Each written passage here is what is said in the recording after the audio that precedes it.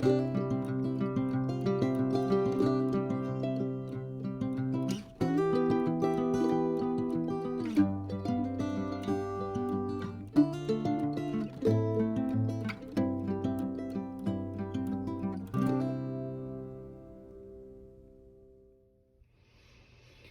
afternoon, everyone. This is part 3 on the community round robin project, and this is the outer border for block 1, brought to you by Kelly's Quilts and Cruises. Please check out the information in the description box of this video that explains the round robin, how it works and who's involved.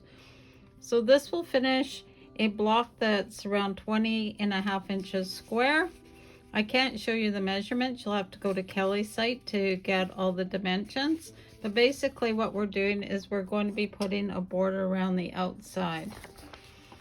What I did is this is my block so far from video 1 and 2. And then I have my collection of fabrics in a bucket that I will be eventually pulling from, subject to addition and deletion depending on what each block looks like. So what I've come up with is these fabrics. I decided that the blue I had, it would be too busy if I used it in the border, so I've come up with a light grunge blue to use. And because I like my dots, I've got a light polka dot, which is white with a dark blue, so that'll tie it all together. So I will sew this together and then I'll show you what it looks like.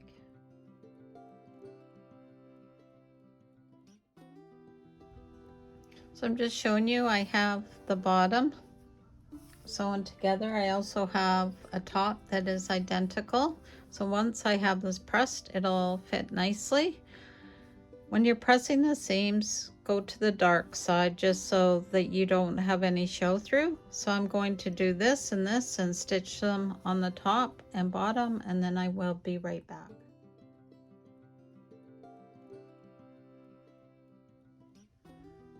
The top and the bottom borders are now on, and they fit perfectly, so I'm very happy about that. And then for the side, this is what my sides will look like. So again, I will press to the dark side and then it will go like that. So I will get those done and then I'll be right back to show you what the final product looks like. Just a couple tips when you're adding a longer border on. You want to keep the uninterrupted seam on the bottom, or the one that has the least amount of seams, because your feed dogs will pull that fabric in. And also by, again, taking advantage of nesting seams. I don't know if you can see that, but here I will actually put a pin in here to hold it there, and then at the other end, and then that will ensure that they match up nicely. Those are the only critical points on this side that we need to worry about. And then when it's stitched in place, it'll look really nicely. So I will get that done and I'll be right back. So here it is, all done with the borders on. Once this is sewn into a quilt, it'll measure 20 inches. So it is on the larger side, but so much fun to do.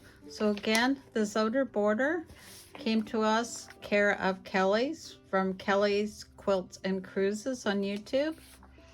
Round 2 was from Future Cats at Future Cats NZ. And round 1, the center block, which was a foundation paper beast, was by Brenda from Conquering Mount Scrapmore with Brenda. So check out the video details on when the next shows will come up and the links for all the videos and patterns. And until we meet again, please subscribe, share, and like. I always love a comment, and don't forget to sew safely and sew with to be. Have a great day. Bye for now.